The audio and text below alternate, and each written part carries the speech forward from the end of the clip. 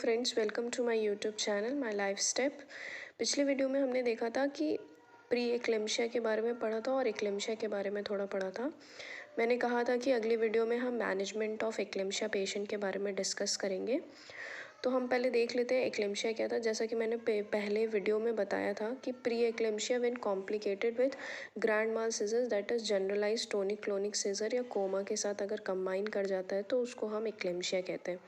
अगर pre eclampsia में grand माल seizures आने लगते हैं, ग्रैंड माल सीजर्स मतलब जनरलाइज टोनिक क्लोनिक सीजर्स या कोमा, तो उसको हम एक्लेम्शिया का नाम दे देते हैं। अगर हमें एक्लेम्शिया होता है तो बेसिकली क्या है, कैसा है, हमने उस वीडियो में डिस्कस कर लिया है। हम डिस्कस करेंगे कि उसका मैनेजमेंट क्या है। सबसे पहले अगर हमें देखते हैं कि पेशेंट को एक्लेम्शिया आ रहा है, एक्लेम्शिया वाला पेशेंट है, तो we will call for help. Call for help मतलब वहाँ जो भी प्रेजेंट हो, नर्सेज डॉक्टर्स, उन्हें हेल्प के लिए बुलाना है। And we have to check the circulation. हमें पेशेंट का सर्कुलेशन चेक करना है। सर्कुलेशन चेक करने के लिए हमें पेशेंट की पल्स चेक करने हैं, बीपी चेक करना है, SpO2 saturation pressure of oxygen check करना है, पेशेंट का टेम्परेचर देखना है। And we have to check for colour also, skin colour हमें चेक करना है। और हमें पेशेंट का एयरवे देखना है कि वो ब्लॉक तो नहीं है। कि किसी किसी चांसेस में, किसी किसी सीजर्स के चांसेस में लॉक जॉ के भी चांसेस होते हैं, जिसकी वजह से कभी कभार पेशेंट में टंग बाइट होने की समस्या भी हो सकती है। तो हमें ये सारी चीज़ों का ध्यान रखना है। और हमें प्लास्टिक एयरवे डालना है पेशेंट को, that is plastic airway, oral plastic airway, जिसमें हमें पेशेंट को हेड टिल्ट और चिन लिफ्ट मेथड का इस्तेमाल करके एयरवे को इंसर्ट करना है। While inserting the airway we have to head को टिल्ट करना है, चिन को लिफ्ट करना है। ये मेथड हम इस्तेमाल करते हैं, जैसे CPR वाले प्रोसीजर्स में भी इस्तेमाल किया जाता है। पेशेंट की ब्रीदिंग हमें 12 to 20 ब्रीथ्स पर मिनट पे मेंटेन होनी चाहिए। और हमें पेशेंट का पल्मोनरी एडिमा को भी चेक करना है। पेशेंट को next we have to give left lateral position to patient.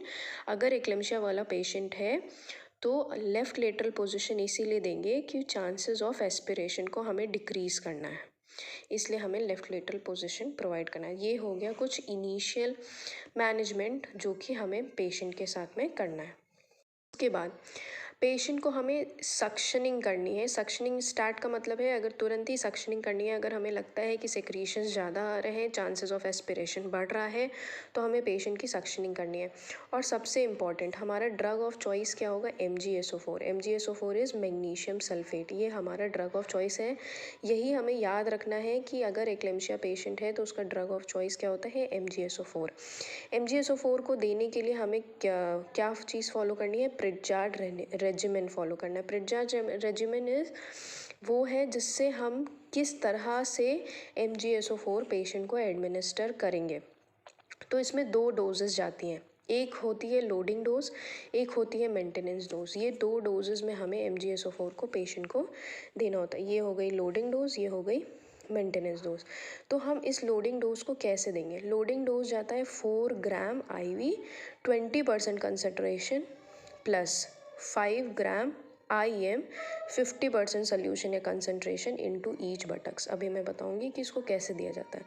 ये चीज़ हमें याद करना पड़ेगा कि हमें लोडिंग डोज कैसे देनी है। और maintenance dose 5 gram IM intramuscular every 4 hourly in alternate buttocks for 24 hours.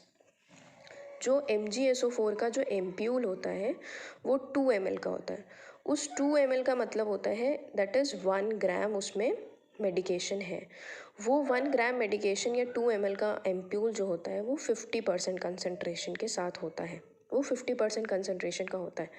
तो हमें लोडिंग डोज में हमेशा याद रखिए कि हमें कितनी एम्प्यूल चाहिए? 14 एम्प्यूल्स चाहिए। 14 एम्प्यूल्स का मतलब 14 ग्राम, ठीक है। अब 10 एम्प्यूल्स हमें चाहिए, जो कि कितनी होगी? 10 ग्राम के बराबर होगी। और 5 ग्राम मतलब 5 एम्प्यूल एक बटक में जाएगा, फिर दूसरा 5 एम्प्यूल दूसरे बटक में IM हमें देना है। तो ये 10 ग्राम ऐसे चला गया, ठीक है। वो डायरेक्टली क्या लिखा है? 5 ग्राम IM 50% सोल्यूशन इनटू ईच बटक, तो ये हमारा IM चला गया।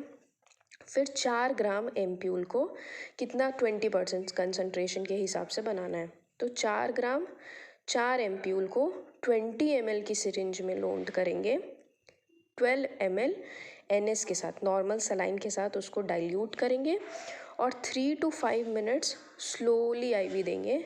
इसको हमें स्लोली देना बहुत ज़रूरी है, नहीं तो पेशेंट को अदर साइड इफ़ेक्ट्स हो सकते हैं। तो ये तरीका है MgSO4 को देने का। तो हमें याद रखना है कि अगर हमें पेशेंट को लोडिंग डोज दे रहे हैं तो उस लोडिंग डोज में MgSO4 का 14 एम्प्यूल्स जाएगा। 10 एम्प्यूल्स जो होंगे वो 5 ग्राम, मतलब 5 एम्प्यूल एक बटक में, 5 एम्प्यूल दूसरे बटक में, और 4 एम्प्यूल जो होंगे वो 20 ml की सिरिंज में 12 ml NS के साथ डाइल्यूट करके उसको 20% कंसनट्रेशन में हमें चेंज करना है और 3 to 5 मिनट स्लोली IV देना है। उसके बाद पेशेंट की मेंटेनेंस डोज पे आते हैं, that is MD's maintenance dose. तो उसमें मेंटेनेंस डोज में लिखा है 5 ग्राम MgSO4 every 4 hourly alternate buttocks पे जाएगा। कितने देर के लिए? 24 आवर्स के लिए। अगर मेंटेनेंस लोडिंग डोज हमने दे दिया है उस टाइम से लेके 24 आवर्स तक 5 एम्प्यूल अल्टरनेट बटक्स में एवरी 4 आवरली ये दिया जाएगा। कीप इन माइंड हमें क्या क्या अपने दिमाग में रखना है। अपने दिमाग में हमें रखना है कि हमें इंजेक्शंस को रिपीट तभी करना है जब उसका नी जर्क रिफ्लेक्स प्रेजेंट होगा। Urine output 30 ml per hour से ज़्यादा होना चाहिए। रेस्पिरेशन जो होनी चाहिए 12 ब्रीथ्स पर मिनट से ज़्यादा होनी चाहिए। हमें ये याद रखना है कि थेरेप्यूटिक लेवल ऑफ MgSO4 होता है 4 to 7 milliequivalent per litre होता है। अगर इससे ज़्यादा MgSO4 होता है तो उसको हम मैग्नीशियम सल्फेट की टॉक्सिसिटी मानते हैं। मैग्नीशियम सल्फेट की टॉक्सिसिटी अगर पेशेंट में होगी तो उसमें साइन एंड सिम्टम्स ये दिखाई देंगे कि loss of deep tendon reflexes उसके खो जाएंगे। जो ब्रीथ्स होगी वो 12 ब्रीथ्स पर मिनट से कम हो जाएगी और urine output 30 ml per hour से कम हो जाएगा। मैनेजमेंट ऑफ मैग्नीशियम सल्फेट की टॉक्सिसिटी को मैनेज हम कैसे करेंगे? अगर बाई चांस पेशेंट में मैग्नीशियम सल्फेट की टॉक्सिसिटी हो जाती है तो हम मेंटेनेंस डोज को बंद कर देंगे, पहले चीज़ तो। दूसरी चीज़, कैल्शियम ग्लूकोनेट देते हैं इंजेक्शन। कैल्शियम ग्लूकोनेट MgSO4 का एंटीडोट होता है। उसको हमें कैसे देना है? 10 ml 10% सोल्यूशन स्लोली IV हमें 10% solution is a concentration of medication और उसे हमें IV स्लोली देना है। तो ये हमने पढ़ लिया मैग्नीशियम सल्फेट की टॉक्सिसिटी को कैसे मैनेज करना है और मैनेजमेंट ऑफ एक्लेम्शिया और प्री एक्लेम्शिया क्या होता है और प्रिटचार्ट रेजिमेन क्या है, किस तरह से दिया जाता है। उसमें 2 तरह की डोजिंग होती है, दैट इज़ लोडिंग डोजिंग होती है और मेंटेनेंस डोज होता है। मुझे ज़रूर बताइएगा कि ये वीडियो कैसा लगा और जो मैंने बताया वो आपको समझ में आया कि नहीं। कोई कन्फ्यूजन हो तो कमेंट में ज़रूर लिखिएगा। मिलते हैं अगले वीडियो में। Thank you.